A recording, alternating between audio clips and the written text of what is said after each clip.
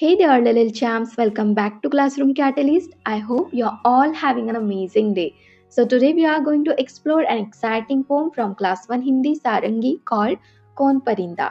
This is part 2. We have already completed part 1, that is Chand Ka Bachcha, and the explanation video for this beautiful poem is already available on our channel. If you haven't watched it, the link is in the description. So, don't forget to check it out. Now, in this session, we will sing the poem together and enjoy an interactive activity. So, this poem is all about birds and the fun sounds they make. For example, which bird says choo choo, which bird says pihu pihu, which bird says tete. So, by the end of the session, you will know the names of birds and their unique calls. So, let's dive in and make learning fun. तो चलिए read करते हैं और इनके answer करते हैं। इस कविता को मिलकर गाइए। 2 समूह बनाइए।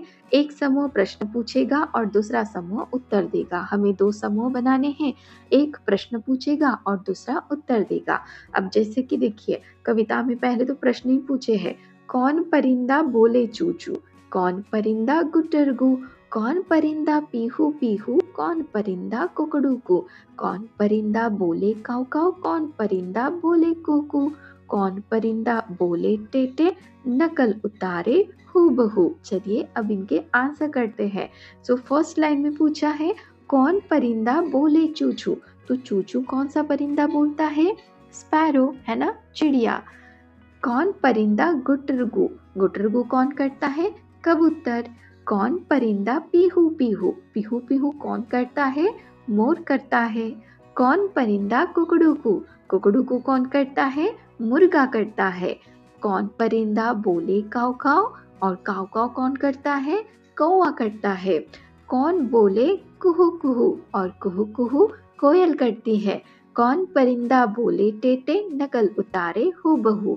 अब टेटे कौन सा परिंदा करता है और वो हम सबकी नकल भी उतारता है हूबहू, तो ऐसा परिंदा है तोता। तो लास्ट क्वेश्चन का आंसर क्या हो गया? तोता। और ये कविता किसने लिखी है? श्याम सुशील जी ने। चलिए अब कुछ क्वेश्चंस पूछे हैं, उनके आंसर करते हैं। शब्दों का खेल, इसमें बोला है कविता में आए कौन शब्द पर घेरा लगाइए। पेड़ पर लगे अक्षरों से शब्द बनाइए। सबसे पहला काम हमें दिया है कौन शब्द पर घेरा लगाने का। तो कविता में हमें देखना होगा कि कहाँ कहाँ पर कौन शब्द है और वहाँ पे घेरा लगाना होगा। चलिए कौन कहाँ पर है? फर्स्ट लाइन में फर्स्ट जो है ये कौन शब्द है ना, तो इसे घेरा लगाते हैं। नेक्स्ट लाइन में भी फर्स्ट जो शब्द है ये भी कौन है, तो इसे भी घेरा लगाते हैं। नेक्स्ट थर्ड लाइन में भी कौन शब्द आ रहा है, फोर्थ में भी कौन शब्द है, फिफ्थ लाइन में भी कौन है, सिक्स एंड सेवेंथ में भी कौन शब्द है। तो इस तरीके से कितने कौन हो गए हैं? 1 2 3 4 5 6 7, 7 कौन शब्द इसमें आए हैं। चलिए अब आगे हमें बोला गया था पेड़ पर लगे अक्षरों से शब्द बनाइए। यहाँ पर लगे जो अक्षर है इनसे हमें शब्द बनाने हैं। यहाँ पर 6 जगह प्रोवाइड की गई है, 6 शब्द हमें ढूंढने होंगे। चलिए ढूंढते हैं। तो देखिए फर्स्ट हम यहाँ पे देख पा रहे रात, है ना, सो फर्स्ट इसमें लिखेंगे रात। नेक्स्ट है पानी, फिर देखिए यहाँ पे का और ये ला, इनसे बना काला। नेक्स्ट है ये रहा मो और ये है र, इनसे बना मोर। नेक्स्ट शब्द देखिए ये है रा और ये है म, इनसे बना राम। नेक्स्ट शब्द हम यहाँ पे ढूंढ रहे हैं ये है म और ये है न, इनसे बना मन। ठीक हो गया, इतनी जगह है। और भी ढूंढ सकते हैं आप, देखिए जैसे कि ये है ह और ये है रा, इनसे बना हरा। ठीक हो गया। चलिए नेक्स्ट पढ़िए और लिखिए। कविता को आगे बढ़ाइए। इस कविता को हमें आगे बढ़ाना है। हमने 3 चीजें देखी। चलिए कविता को आगे बढ़ाते हैं। हमने 3 चीजें देखी बाबा, 3 चीजें देखी। हमने बाग में देखी मकड़ी, वह तो खा रही थी ककड़ी, उसके पास पड़ी थी लकड़ी। आप एक बात यहाँ पे नोटिस कर रहे हो, देखिए ये लास्ट में मकड़ी, फिर ककड़ी, फिर लकड़ी, है ना, मकड़ी ककड़ी लकड़ी।